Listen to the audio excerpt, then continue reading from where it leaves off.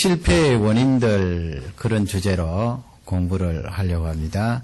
여호수아 7장은 잘 아시는 대로 아이성을 공격하는 내용이 나와 있습니다. 우리 어린아이 할 때 아이 비슷한 발음입니다만은 고유명사가 되겠습니다. 아이성. 우리 말에 어린이 어린아이 그런 단어가 있기 때문에 아이성 하면은 작게 그렇게 느껴지는데 사실은 작습니다만은 그러나 상당히 견고한 요새로 그렇게 증명이 되어 있습니다. 그러면 7장을 다 펴 놓으시고요. 7장을 중심으로 이제 공부를 하는데 아이성 첫 번째 공격은 실패하게 되었죠. 4절 5절에 실패한 내용이 나와 있는데요. 4절을 먼저 다 같이 한 음성으로 받들겠습니다. 백성 중 3,000명쯤 그리로 올라갔다가 아이 사람 앞에서 도망하니. 예, 백성들이 아이로 이제 나아가는 내용이 나와 있고요. 5절에 가면은 실패하는 내용이 나와 있습니다. 5절을 다 같이 읽겠습니다. 아이 사람이 그들의 36인쯤 죽이고 성문 앞에서부터 스바림까지 쫓아와서 내려가는 비탈에서 쳤으므로 백성의 마음이 녹아 물같이 된지라. 예, 아이성을 이제 공격을 했는데 3,000명 정도 올라가서 공격을 하는데 보기 좋게 패했습니다. 그 아이성 사람들이 이 후퇴하는 이스라엘 백성들을 공격하여서 몇 명이 전사했다고 되어 있습니다. 36명. 우리말에 한자 말입니다만 36개 하듯이 도망치는 이스라엘 백성들을 살해를 했습니다. 그래서 전사한 사람이 36명. 36명 하면은 많이 죽지 않았네. 그렇게 생각할 수도 있겠습니다만 이스라엘 백성들에게는 대단한 충격이죠. 왜냐하면 지금까지 계속해서 이긴 전쟁을 했고 또 하나님께서 그들에게 도와주신다고 말씀하셨고 밟으라 너희들에게 약속한 땅이다 그렇게 말씀해 주셨는데 크지 않은 그 성읍에 그만 무릎을 꿇고 36명 사상자를 냈습니다. 큰 충격이 그들에게 일어나게 되었는데 그 마음이 이제 두렵게 되어서 물같이 되었더라. 또 녹았다. 멜트했다. 물같이 되었다. 그런 표현으로 성경은 기록하고 있으니 그 이스라엘 백성들이 얼마나 두려워하고 낙심했는지 그것을 알 수가 있습니다. 그러면 이 아이성 전투에서 보기 좋게 실패한 그 이유들 몇 가지를 공부해 보기를 원합니다. 우리가 인생 살아가는데 실패를 많이 하잖아요. 물론 실패하는 것이 다 이 세 가지의 적용 관점으로는 볼 수 없습니다만은 우리가 인생 살아가는데 일이 잘 안 풀리고 실패할 때 이런 내용들을 중점적으로 진단해 보는 것이 대단히 중요하겠지요. 아이성 전투를 통하여 실패한 그 이유들 첫째는 자만입니다. 자만. 자만하기 전에 먼저 지도를 좀 볼까요? 이게 아이성 전투하는 그런 그 그림이 되겠는데 앞그림이요. 그 다음 그림은 지도 이렇게 나와 있습니다. 잘 아시는 대로 4개 있고요. 9번 라인이 요단강이 되겠고 이 여리고는 요단강 건너서 여러분 보이실 것입니다.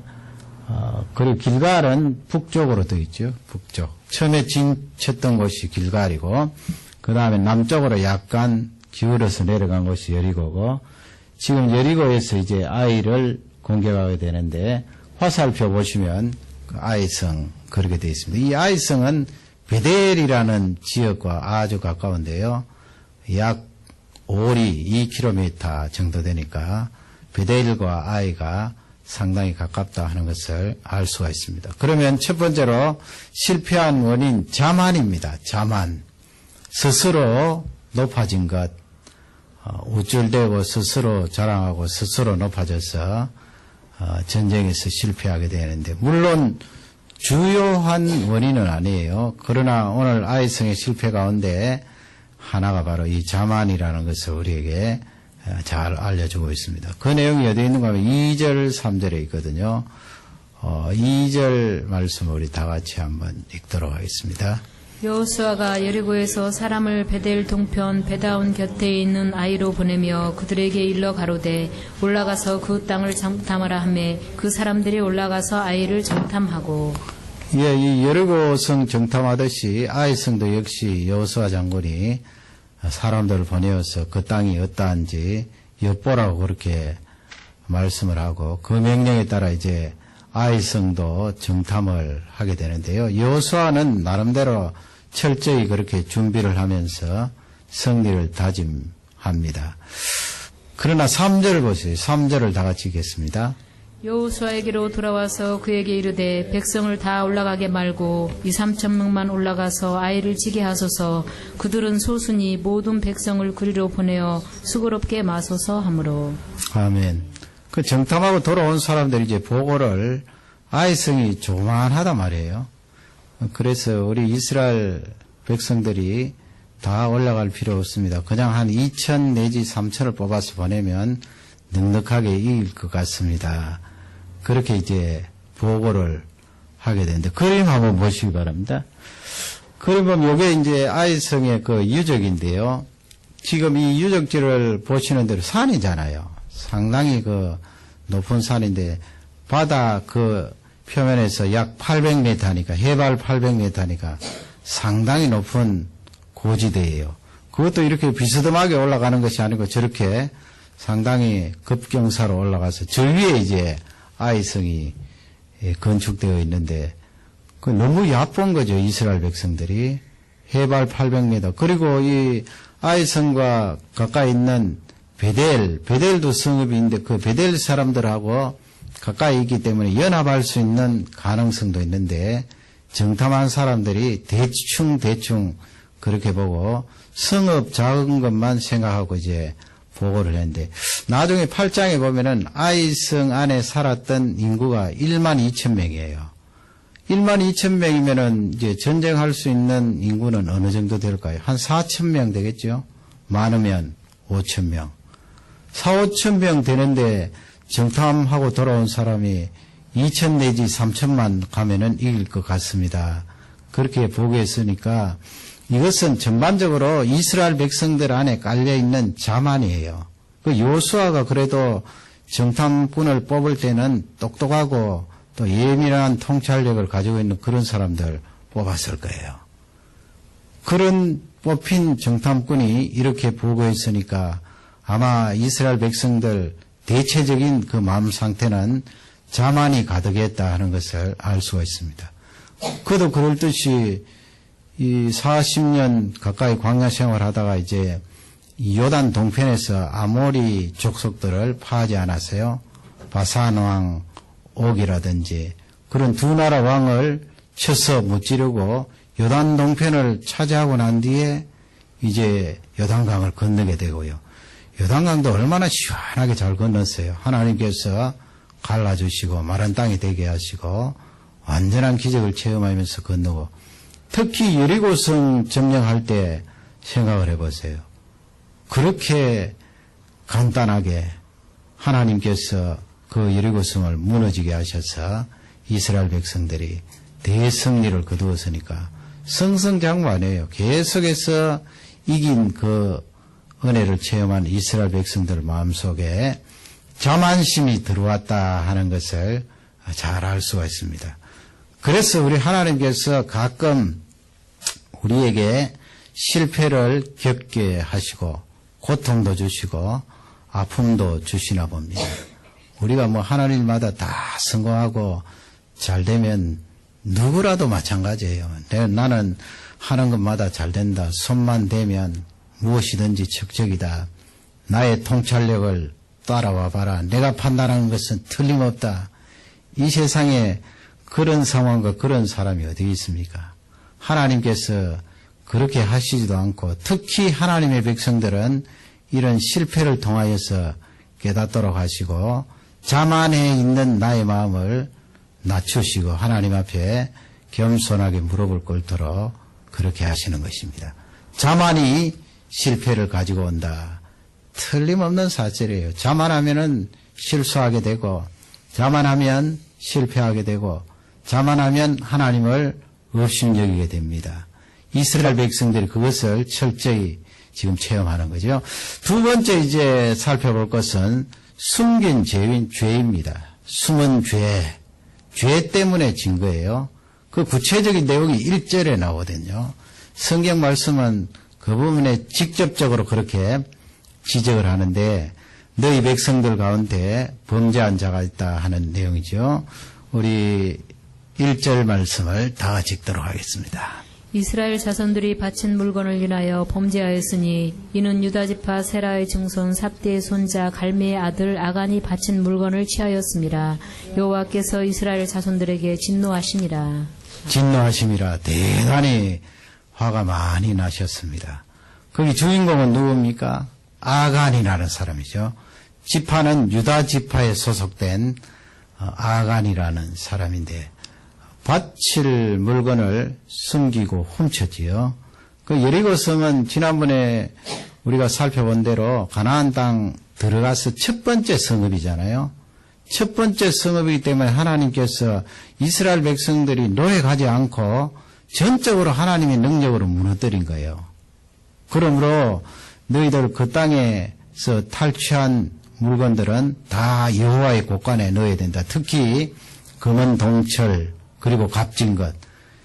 그러나 생명이 기시가는 것은 다 처단하라 하나님이 그렇게 말씀하셨는데 이 아간이라는 사람이 그 여리고 성 안에 있었던 아주 탐스러운 옷값이라든지 보물을 보고 기가 막힌 거지요. 40년 동안 광야 생활하다가 그 보석을 보고 아름다운 옷을 보고 그만 숨기고 감추었습니다. 하나님의 말씀을 어긴 거지요. 범죄하였다 이 말씀은 그 하나님께 범죄하였다 이 말씀인데 거기 범죄하였다 이 말씀은 하나님께 잘못하고 하나님께 말씀을 어거랬을 때 사용하는 그런 단어가 되겠습니다. 그러므로 하나님께 범죄하였다 하나님이라는 구체적인 그런 단어가 없더라도 이 아간이 하나님 앞에 범죄했다는 것을 성경은 우리에게 잘 알려주고 있습니다. 그러면 이제 그 20절, 21절 보면요. 그 아간이 범죄한 내용을 구체적으로 그의 입술을 통하여 성경은 기록하고 있습니다. 20절을 먼저 읽겠습니다. 아간이 여호수아에게 대답하여 가로되 참으로 나는 이스라엘 하나님 여호와께 범죄하여 여차에 행하였나이다. 그 다음에 이제 21절 내용이 나옵니다. 다 같이 읽습니다. 내가 노력한 물건 중에 시날산의 아름다운 외투 한 벌과 은 200세겔과 50세겔 중에 금덩이 하나를 보고 탐내어 취하였나이다. 보소서 이제 그 물건들을 내 장막 가운데 땅속에 감추었는데 은은 그 밑에 있나이다. 예, 세 가지죠. 그 시날산 외투라는 것은 바벨론산입니다. 바벨론이 문명이 찬란하고 그쪽에 그 대상들이 많이 왔다 갔다 했기 때문에 바벨론에서 난 그 외투 그것이 참 중요하지 않겠어요?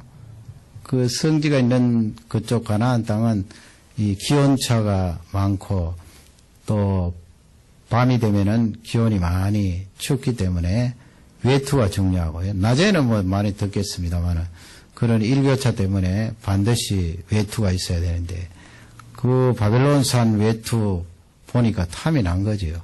그래서 그것을 훔친 거예요.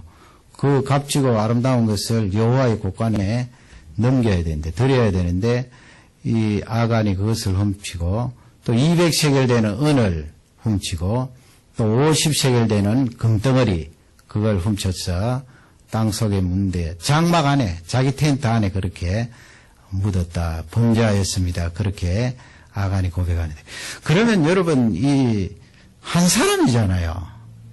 그 200만이 넘는 뭐 군사들 따지면 60만 명 조금 넘는데 60만 명 되는 사람 가운데 한 사람인데 하나님께서 그 한 사람의 죄 때문에 이스라엘이 패하게 하고 또 36명이나 되는 생명이 세상을 떠나게 했는데 왜 그렇게 하셨나 그것은 대단히 우리에게 주는 메시지가 중요합니다. 사도행전 5장에 가면은 거기 아나니아와 삽비라라는 사람이 나오는데 그 아나니아 삽비라도 하나님을 속였죠. 헌금을 이제 드리는데 자기 전 재산을 다 가져와서 하나님 앞에 드립니다 말했지만 사실은 전 재산 다가 아니고 자기가 이렇게 챙겨 놓은 거예요. 그러나 베드로가 성령의 능력으로 그것을 알고 그 남편도 죽고 아내도 죽고 그렇게 해서 한순간 세상을 떠나게 되는데 여호수아 7장하고 이 사도행전 5장은 그런 면에 있어서 공통점이 있어요. 그 하나님을 속인 그것 때문에 육신의 생명이 끝났다 하는 내용이고요. 또 중요한 것은 사도행전 5장은 교회가 시작되는 장이잖아요. 그리고 지금 여호수아 7장은 가나안 땅에 들어가서 이스라엘 백성들이 지금 첫 발을 디디는 그런 순간이잖아요. 전쟁 중이지만은 지금 살아가는 처음 단계예요. 그러니까 하나님께서 이 아간이나 아나니아나 사피라를 맛보기로 신약시대 성도들이나 구약시대 성도들에게 보여주신 거예요.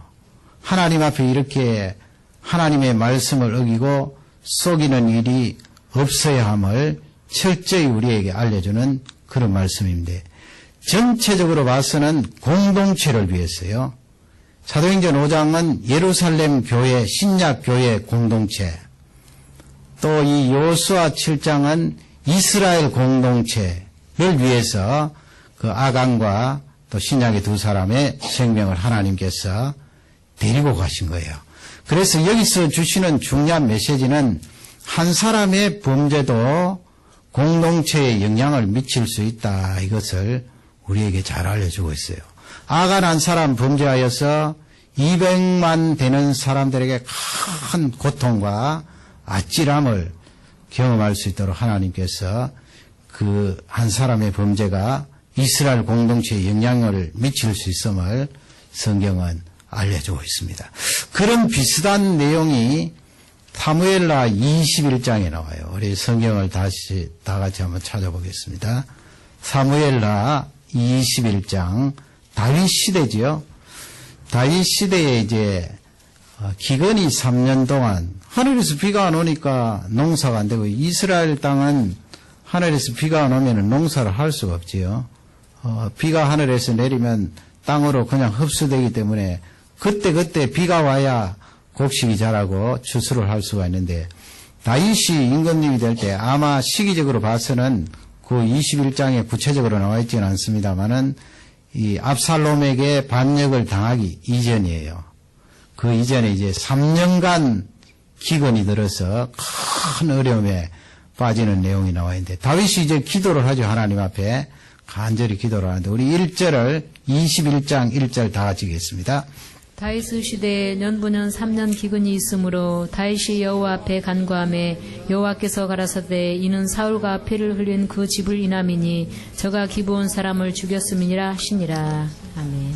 3년간 연분연 그 말씀은 계속해서 금년 내년 또 그 다음에 3년 동안 계속해서 비가 안 오니까 농사가 안 되잖아요. 먹을 것도 없고 그러니 힘드는 사람 백성들도 힘들겠지만은 왕이 얼마나 힘들겠어요. 그러니 믿음이 있는 이 다윗 임금님이 하나님 앞에 무릎을 꿇고 하나님 어떻게 된 것입니까? 간절히 기도했더니 하나님의 응답이 뭐예요? 너의 시대가 아니고 이 사울 그리고 피 흘린 그 사울의 집안 때문에 이렇게 비가 오지 않는다. 그것을 다윗이 응답을 받은 거예요. 그 사울의 집안 때문에 그것도 당대가 아니고 말이죠. 이미 사울은 세상을 떠나고 그 아들들도 세상을 떠나고 후손들이 불과 몇 명 남아있지 않는데 하나님께서 수십 년 뒤인 다윗 시대에 이렇게 3년 동안 비가 오지 않도록 하신 거예요. 그것이 이제 2절에 나옵니다. 우리 2절에 다 같이 내용을 읽겠습니다. 기브온 사람은 이스라엘 족속이 아니요 아모리 사람 중에서 남은 자라. 이스라엘 족속들이 전에 저희에게 맹세하였거늘 사울이 이스라엘과 유다 족속을 위하여 열심히 있으므로 저희 죽이기를 꾀하였더라. 이에 왕이 기브온 사람을 불러 물으니라. 예, 그 이제 2절 말씀이 다윗 너의 잘못이 아니고 이제 사울에 대한 구체적인 말씀을 주시고 계시는데 기브온이라고 여러분 아시죠? 기브온.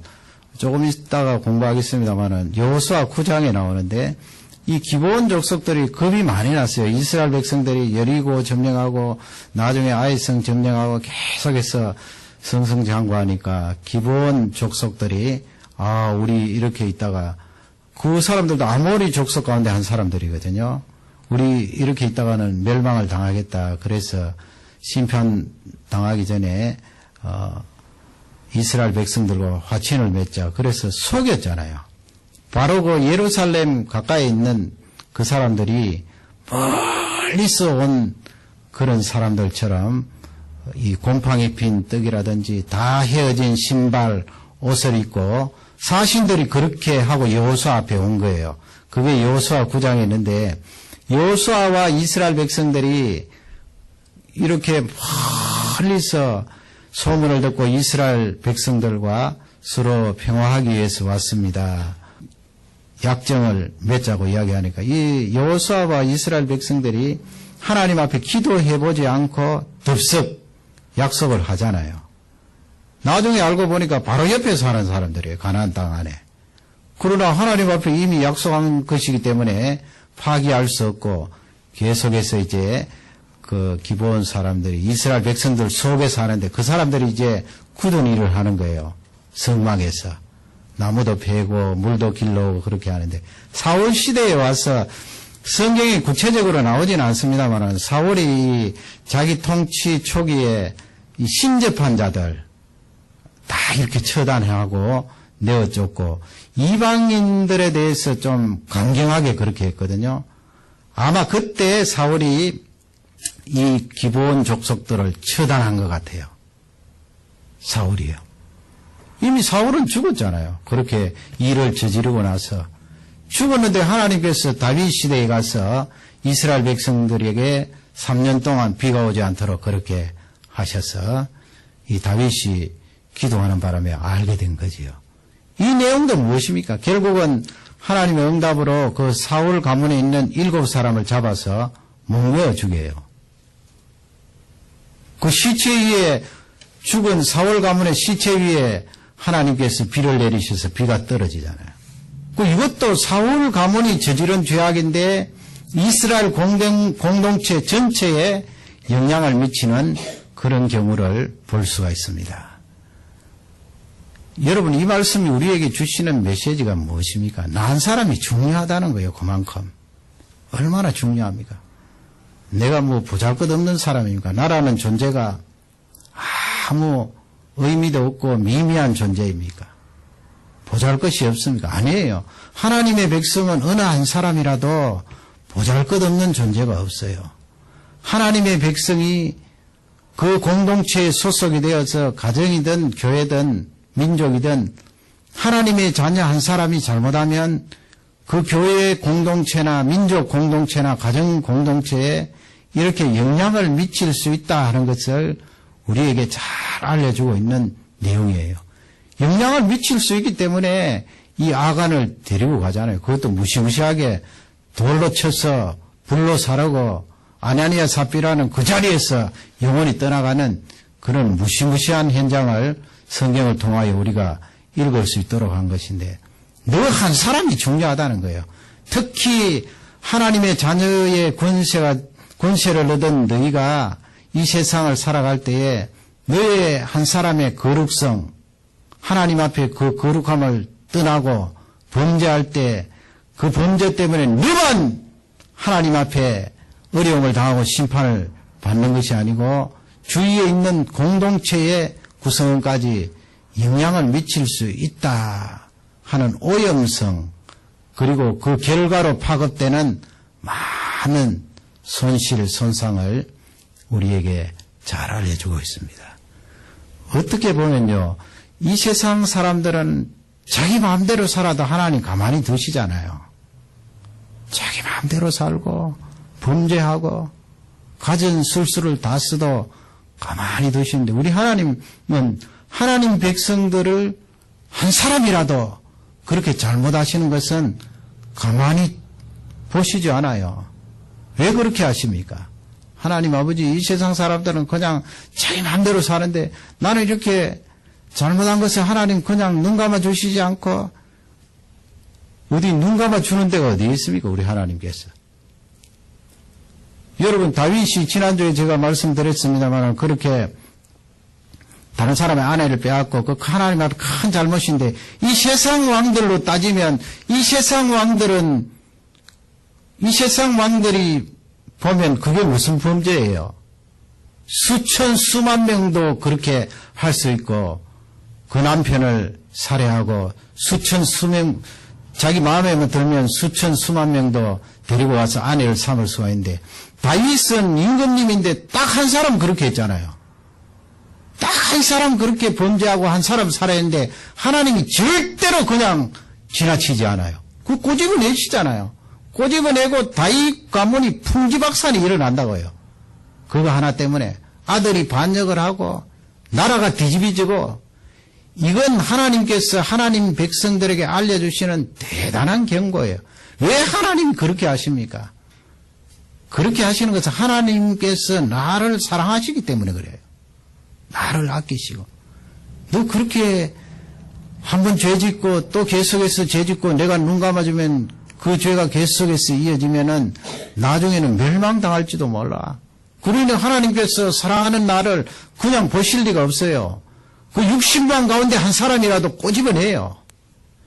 200만 가운데 한 가정이라도 꼬집어내어서 너 한 사람 때문에 이스라엘 백성들에게 영향을 미치고 너 한 사람 때문에 36명에는 사람들이 세상을 떠났다는 것을 철저히 알려주고 있습니다. 그러므로 그 안에는 하나님의 사랑과 우리를 인도하시는 그 영원한 견인을 우리에게 잘 알려주고 있습니다.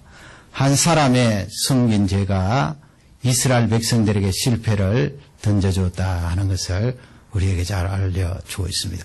마지막 세 번째로는 회개입니다. 회개. 그래도 하나님 아버지 40년 고생하고 또 이렇게 가나안 땅에 들어와서 여리고성 점령하고 아이성 공격하는데 이 아간 돌로 쳐서 죽이지 마시고 살려주시면 좋지 않을까요? 그렇게 여러분 생각할 수도 있잖아요, 우리가. 이미 지난 일입니다마는.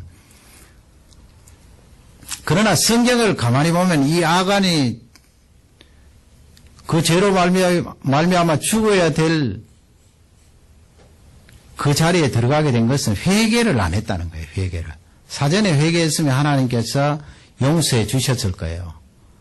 우리 17절, 18절 말씀, 17절, 18절 말씀을 다 같이 읽도록 하겠습니다. 유다 족속을 가까이 나오게 하였더니 세라 족속이 뽑혔고 세라 족속의 각 남자를 가까이 나오게 하였더니 삽디가 뽑혔고 삽디의 가족 각 남자를 가까이 나오게 하였더니 유다 지파 세라의 증손이요 삽디의 손자요 갈미의 아들인 아간이 뽑혔더라. 거기 쭉 족보가 나오죠. 뽑혔는데 결국은 유다 족속 안에 아간까지 쭉 내려오는데 사실은 이제 지파를 먼저 뽑고 그렇게 하죠. 제비 뽑기 아니에요. 제비 뽑는데 지금 아간이 자기까지 올 때까지 무슨 하나님 앞에 무릎을 꿇는다더니 먼저 사전에 하나님 두 손을 들고 제가 잘못했습니다 하는 반응이 없어요. 그게 17절 18절 내용이거든요. 그 회개했다는 그런 내용이 어디에 있나요? 어떤 사람은 뭐 마태복음 27장에 보면은 유다가 스스로 뉘우쳐 목매 달아 죽는 그런 내용이 나오는데 스스로 뉘우쳤다는 그 말을 가지고 유다가 회개했다 그러는데 회개한 유다가 아니에요. 회개 안 했어요. 회개할 수도 없고요. 예수님께서 회개할 기회도 여러 번 주었고 했지만 유다는 회개하지 않았어요. 회개하지 않은 사람이에요. 이 아간도 마찬가지예요.